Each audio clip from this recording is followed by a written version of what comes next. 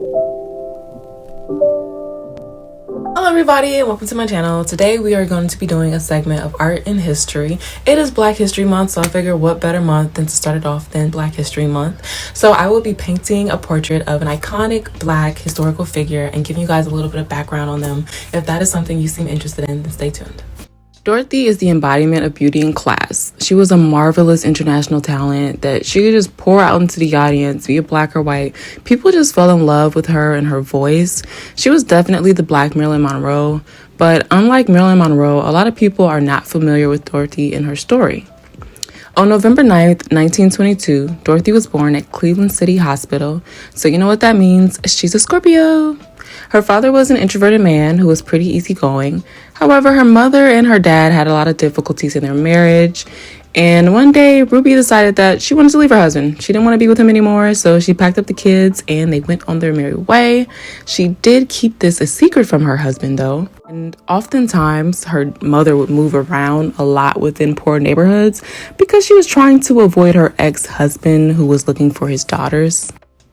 Not only did she not have a relationship with her father, but her mother used to actually tell her lies about her dad. She would say that her dad did not want them. She really went out of her way to paint him in a bad light, and this caused Dorothy to have what we call daddy issues. Now, her mom was a maid and worked on becoming an entertainer, but in the meantime, Dorothy and her sister Vivian began to perform at churches at Sunday service when she was only 4 years old. It was at one of those Sunday services that her mother met a lady named Geneva Williams. Geneva and her mother became very close, and shortly after meeting, they began a romantic and sexual relationship. This was not something that was ever spoke about openly, especially given the time that they lived in. Homosexuality was something that was looked down upon, so they kept their romance on the down low. Geneva moved in with them, and they would never really come out as homosexual. However, Dorothy and her sister knew what was going on, and they also knew their family dynamic. And the dynamic is that Ruby was the breadwinner and Geneva took care of honing the kids' performing skills. She was also known to be a very strict disciplinarian. Dorothy and her sister Vivian toured the South performing, and they did so well that they were actually able to support their family financially. While on the road, Dorothy began to develop really bad anxiety, and she would get nervous about performing in front of crowds. On top of that, her and her sister were always working, so she didn't have a lot of time to dedicate to her studies.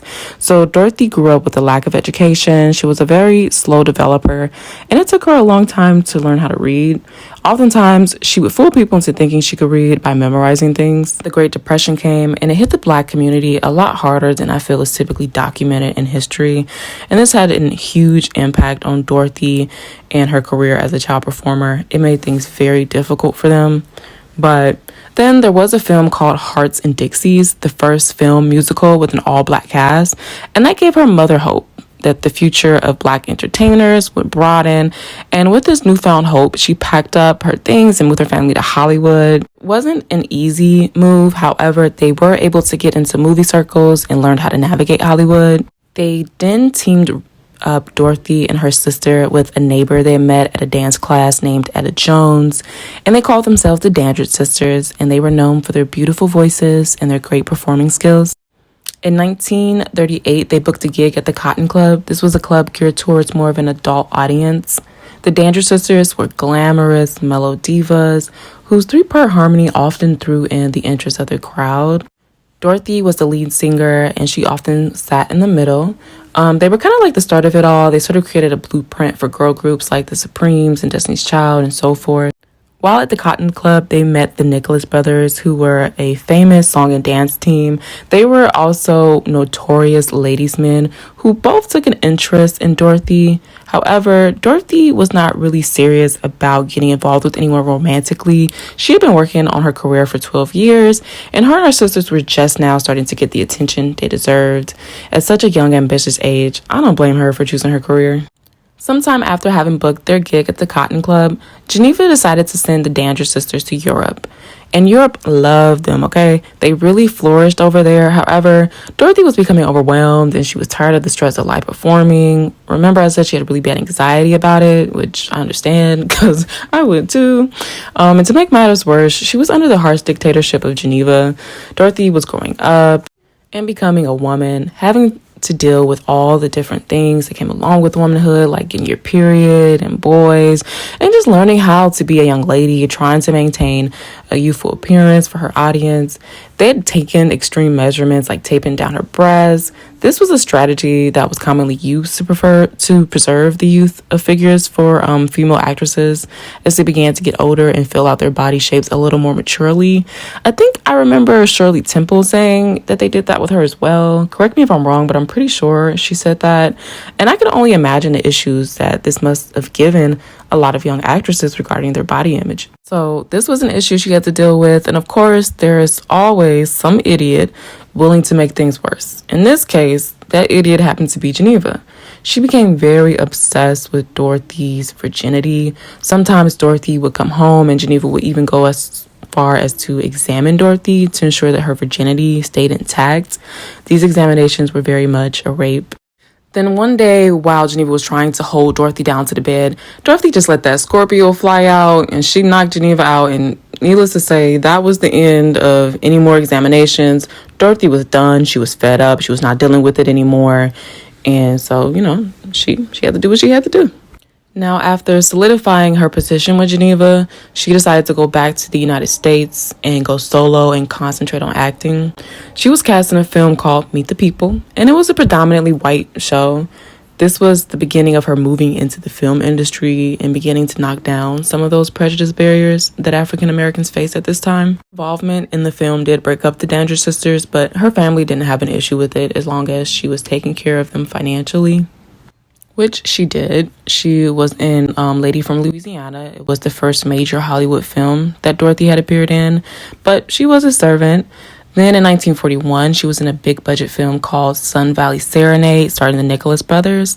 And the Nicholas brothers had actually vouched for Dorothy and told production that she'd add talent and sex appeal, and it was the first time that they had ever performed with a woman, and it went spectacular.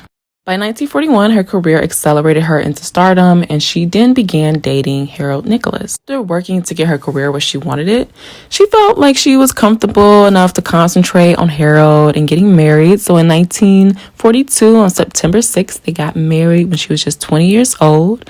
And although her career was doing really well, she just wanted to concentrate on being a good wife and a good mom.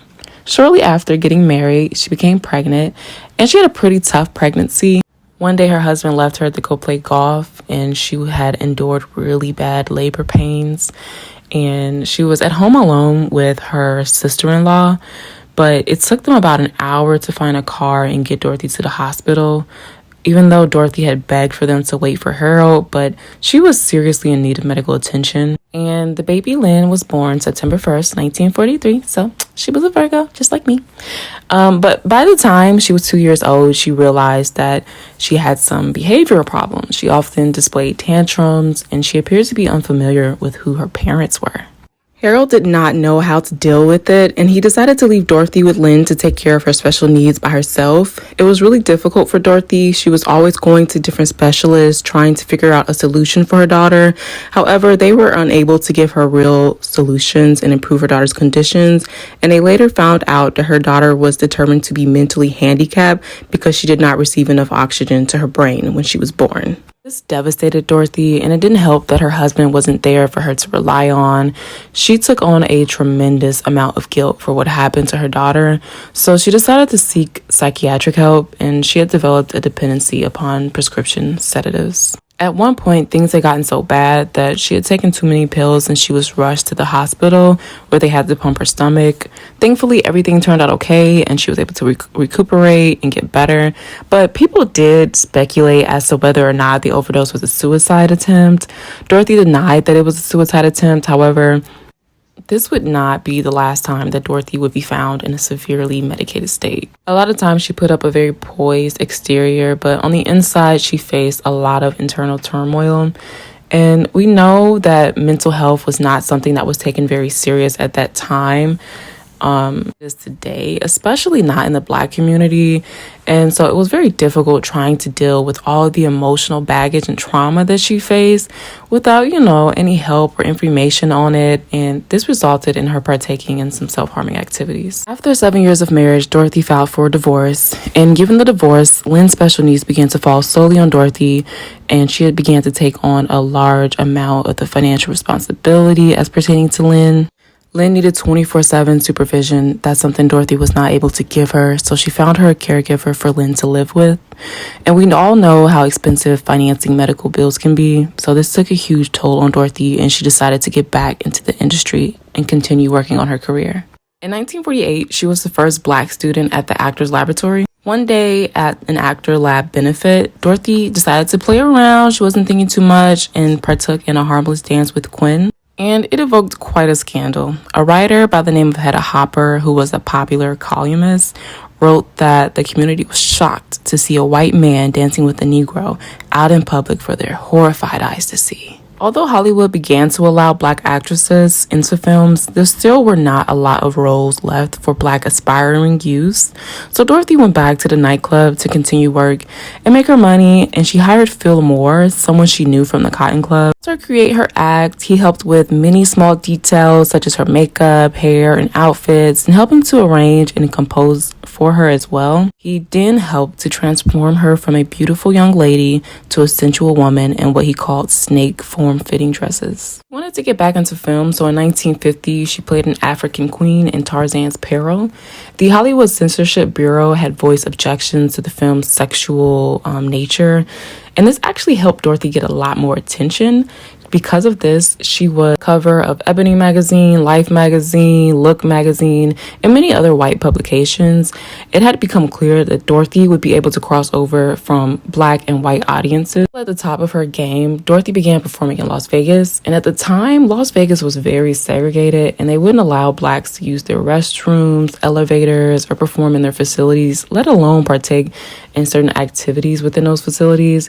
It didn't matter how famous you were. If you were Black, you were still treated inhumanely. There was a place called The Last Frontier that allowed Dorothy to stay in a hotel. They temporarily lifted their ban of African Americans for her, but at one point she joked about getting into the pool, and that created a huge frenzy amongst the white people. So the hotel actually took it so far to the point where they actually drained the pool just to keep her from even getting into it or, bothering the people who were staying there.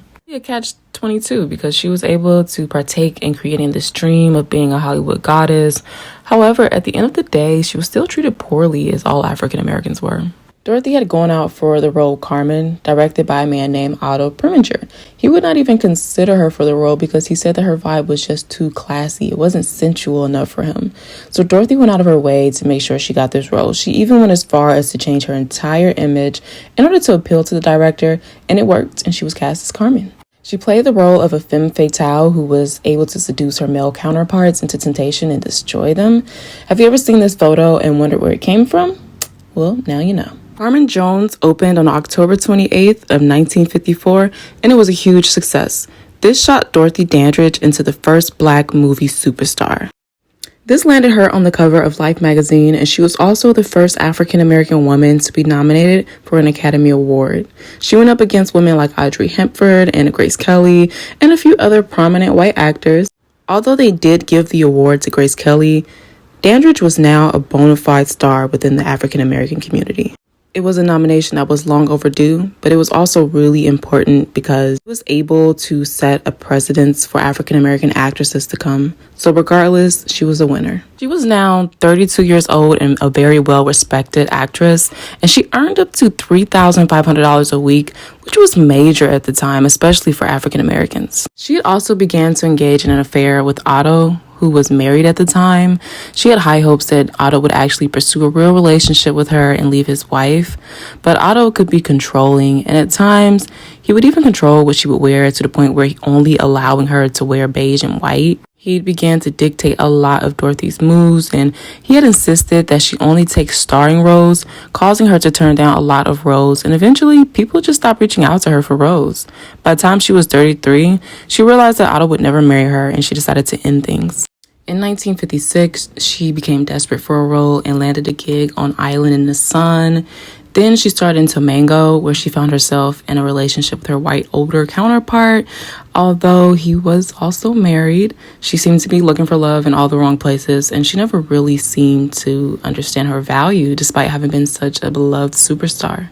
She then took on the role in Porgy and Bess, and the Black community looked at her as if she was a sellout because that movie played into a lot of Black stereotypes.